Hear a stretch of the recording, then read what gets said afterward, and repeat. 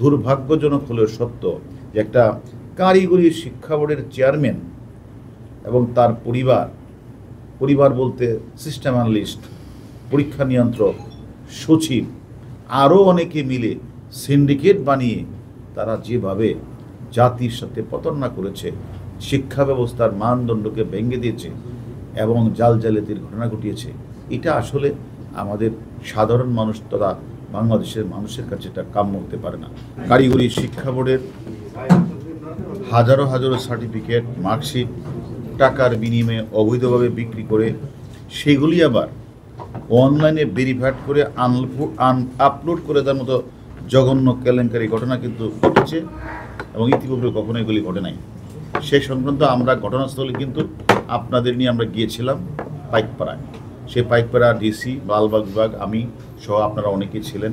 আপনারা নিজেরাই দেখেছেন যে এখানে আর যে সিস্টেম অ্যানালিস্ট শামসুজ্জামানের বাসা, এই বাসা থেকে বের হয়ে সেখানে কোথায় সে কারখানাটা সে তৈরি করেছিল এবং কোথা থেকে সে তার ওই যে বোর্ড থেকে সে যে সার্টিফিকেটের কাগজগুলি হাজার হাজার কাগজ নিয়ে আসতো, এগুলি আপনারা দেখেছেন। আমরা এর সাথে জড়িত আমরা 6 জনকে আমরা ইতিমধ্যে গ্রেপ্তার করেছি। 6 জনের মধ্যে 5 জন ইতিমধ্যে আদালতে 164 করেছে, নিজেরা দোষ স্বীকার করে অন্যরা কারা কারা যদি তাদের স্বীকার করেছে।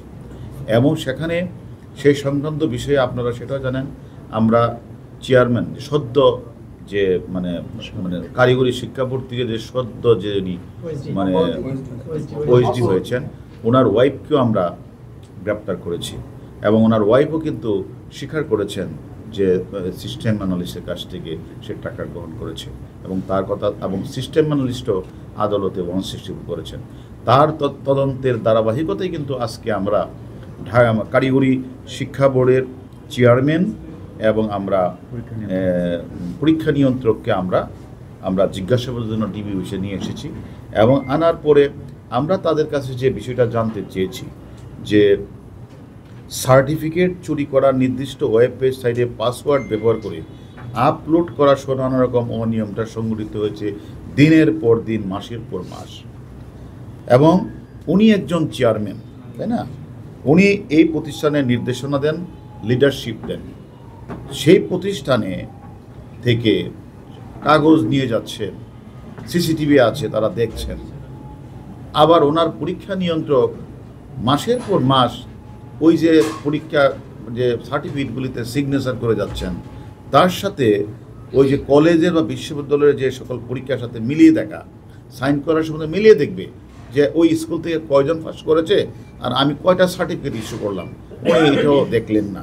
তারপরে উনি এবং তার সাথে এবং এটা আমরা তাদেরকে প্রশ্নটা করেছি যে সচিব এখানে নিয়ন্ত্রক সাহেব, চেয়ারম্যান সাহেব বা সচিব সাহেবের সাথে তারা যে এই যে ঘটনাগুলি ঘটেছে, এটা কি তাদের মানে অবহেলা, এটা কি তাদের উদাসীনতা, অথবা তাদেরকে আমরা জিজ্ঞাসাবাদ করেছি এটা কি কারো দ্বারা বায়াসড হয়ে আপনারা এগুলি করেছেন, নতুবা কেন আপনারা মাসের পর মাস, বছরের পর বছর এভাবে চললো, আপনারা তার বিরুদ্ধে কোনো ব্যবস্থা গ্রহণ করলেন না।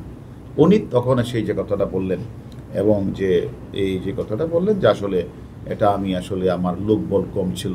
তা আপনার লোকবল কম থাকলে একটা লোক এভাবে সার্টিফিকেট সার্টিফিকেট বানাচ্ছে, সেটা আপলোড করে দিচ্ছে, মানুষ কিনে নিয়ে যাচ্ছে এবং আপনার সারা বিশ্ব কলেজ বিভিন্ন জায়গাতে রয়েছে, সকল কলেজের প্রতিষ্ঠানের লোকজনটা কিনে নিচ্ছে, আপনার জানার পুরো ব্যবস্থা গ্রহণ করেন নাই, আমি তো দায়ী। তখন সে যেটা বললেন সে দায় এড়াইতে পারেন না। আমি বললাম এখন আমার কথা হলো সে দায় যে এড়াইতে পারেন না, সেটা কি ইচ্ছাকৃত না অনিচ্ছাকৃত, এটা কি অবহেলাজনিত নতুবা এটা বায়াসজনিত। এবং তাকে যখন আমি তার কোন জিজ্ঞাসাবাদ করলাম যে আপনার ওয়াইফও তো এই ঘটনার সাথে জড়িত, তা আপনার ওয়াইফ এখান থেকে টাকা নিলেন কেন? সেটা আমি জানি না, আমার ওয়াইফ টাকা নিয়েছে। এবং আপনার ওয়াইফের সাথে সম্পর্ক কীভাবে হলো? সেটাও আমি জানি। এখন আমার কথা হলো কারিগরি শিক্ষা বোর্ডের যে নজিরবিহীন জালিয়াতি ঘটনা ঘটেছে, আমি মনে করি ইতিহাসে একটা কলঙ্কিত এবং শিক্ষা ব্যবস্থাকে কালো অধ্যায় হিসেবে চিহ্নিত করার মতো ঘটনা। এবং আমি মনে করি একজন চেয়ারম্যান কোনোভাবেই এই দায় এড়ানোর কোনো সুযোগ নেই। এবং এখন আমরা দেখব যেটা যে সে যে কাজটা করেছে তিনি অরিজিনাল সার্টিফিকেট বিক্রির মাধ্যমে তিনি যে কাজটা করেছেন, শিক্ষা এবং জাতির মেরুদণ্ডকে ভেঙে দিয়েছেন। উনি একজন কলেজের প্রিন্সিপাল ছিলেন, উনি এটা জানার কথা যে একটা মানুষ কত পরিশ্রম করে লেখাপড়া করে সে ভালো রেজাল্ট করতে পারছে না, আর আরেকটা লোক জীবনে লেখাপড়া না করেই সে তাদের কাছ থেকে টাকা দিয়ে সার্টিফিকেট কিনে নিচ্ছে। সেটা আমাদের কাছে আমরা এটা একটা অনাকাঙ্ক্ষিত, এবং আমরা তাদেরকে আমরা জিজ্ঞাসাবাদ করেছি। এখন আমাদের যে মূল প্রশ্নটা হচ্ছে যে তাকে আমরা জিজ্ঞাসাবাদের জন্য এনেছি, এখন তাকে আমরা বিভিন্ন প্রশ্ন করেছি, সেগুলির দায় এবং সেই জবাব দিবে, এবং প্রয়োজন বোঝো তাকে আমরা 1-2 দিনের সময়ও দিব, সে তার সঠিক ব্যাখ্যা আমাদের কাছে হাজির করবেন। ব্যাখ্যা যদি সে সঠিক ব্যাখ্যা হাজির করতে না পারেন, আর এই ঘটনার সার্টিফিকেট জালজালের ঘটনা, তার যদি কোনো অনৈতিক কোনো ঘটনা আমরা সুনির্দিষ্ট প্রমাণ পাই, তার বিরুদ্ধে আমরা আইনগত ব্যবস্থা গ্রহণ করব।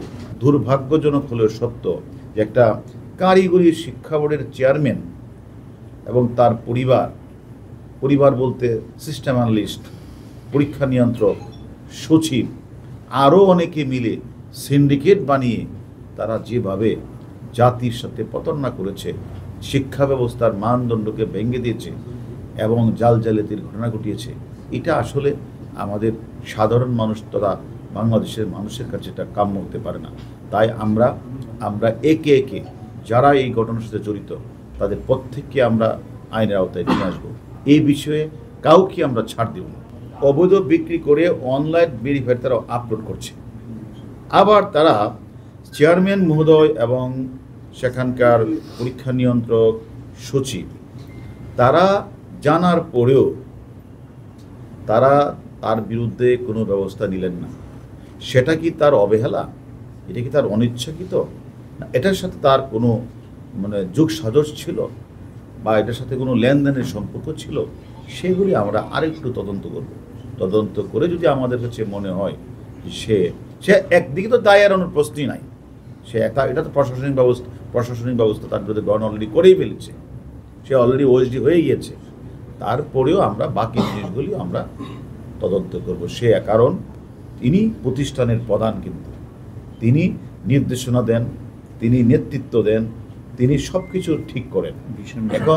এখন একই প্রতিষ্ঠানে বসে এই প্রতিষ্ঠানে বসে অন্যান্য ব্যক্তিরা সেখানে সার্টিফিকেট অরিজিনাল সার্টিফিকেট বিক্রি করে দিবে, এটা আবার আপলোড করে দিবে, এটা আবার টাকা নিবে, আবার বিভিন্ন দপ্তরের লোকজন যারা এটাকে জেনে ফেলেছে তাদেরকে আবার টাকা দিয়ে ম্যানেজ করে ফেলবে, এটা তো আসলে হতে পারে না। এটা আমি মনে করি এটা আমাদের কারিগরি শিক্ষা বোর্ডের এই ধরনের জালিয়াতির ঘটনা আসলে ইতিহাসে একটা কলঙ্কিত অধ্যায় হিসেবে আমি মনে করি চিহ্নিত হয়ে থাকে। পারিপার্শ্বিক সাক্ষ্যটা আমাদের নিতে হবে। দ্বিতীয়ত হচ্ছে উনি যে এখান থেকে যে এই যে একটা অনিয়ম হয়েছে, এটা কি অবহেলা, অবজ্ঞা কিনা, উনি কি ইচ্ছাকৃত ভুল করেছেন না অনিচ্ছাকৃত? দ্বিতীয় কথা হলো আমাদের আরও কিছু বিষয় জানতে হবে যে এখানে যে আমরা যে সার্টিফিকেটগুলি এগুলি কোথায় কোথায় বিক্রি হয়েছে। এখন তাকে যদি আমরা আজকে যদি আইনগত ব্যবস্থা গ্রহণ করি, আমাদের কাছে তো আরও অনেকগুলি প্রশ্ন রয়েছে, যে প্রশ্নগুলি ঢাকা বুয়েটের একদল প্রতিনিধি দল আসবে, তারা এটা ভেরিফাই করতে আসবে, তাদের সাথে আমাদেরও টিম থাকবে। সেগুলি কতগুলি সার্টিফিকেট তারা ইস্যু করেছেন, কতগুলি সার্টিফিকেট তারা বিক্রি করেছেন, কতগুলি সার্টিফিকেট আমাদের আপলোড করেছেন, এগুলি তারা বের করতে পারে কিনা। কিন্তু তারা বের করতে পারলে আমরা তখন বুঝতে পারবো তারা কত সংখ্যক সার্টিফিকেট তারা বিক্রি রাখবেন, এবং সেটার সাথে আর্থিকভাবে উনি কতটুকু জড়িত, এগুলি আমরা খুঁজে বের করে তারপর আমরা একটু সময় নিলাম। ওনাকে আমরা ওই যে প্রশ্নগুলি, ওই যে ভোট ইয়ে থেকে যারা আসবে, ভোট থেকে যারা আসবে তদন্ত করতে, সেখানে সে যেটা বলেছেন যে ওই যে সার্টিফিকেটগুলি ইস্যু হয়েছে, কত সংখ্যক সার্টিফিকেট ইস্যু হয়েছে, এটা তদন্তটা করে এবং এটার সাথে কী পরিমাণ টাকা লেনদেন হয়েছে, এই টাকার লেনদেনের বা কারা কারা পেয়েছে, সব কিছু তদন্ত করে তারপরে আইনগত সে আমাদের থাকবে, আমাদের নজরদারিতে থাকবে। সারা বাংলাদেশে আপনারা জানেন কিনা, সারা বাংলাদেশের কারিগরি মহাবিদ্যালয়, তারপরে political school and college, service institute, তারপরে অধ্যক্ষ, অনেকেই কিন্তু এই সনদ মানে যে জড়িত।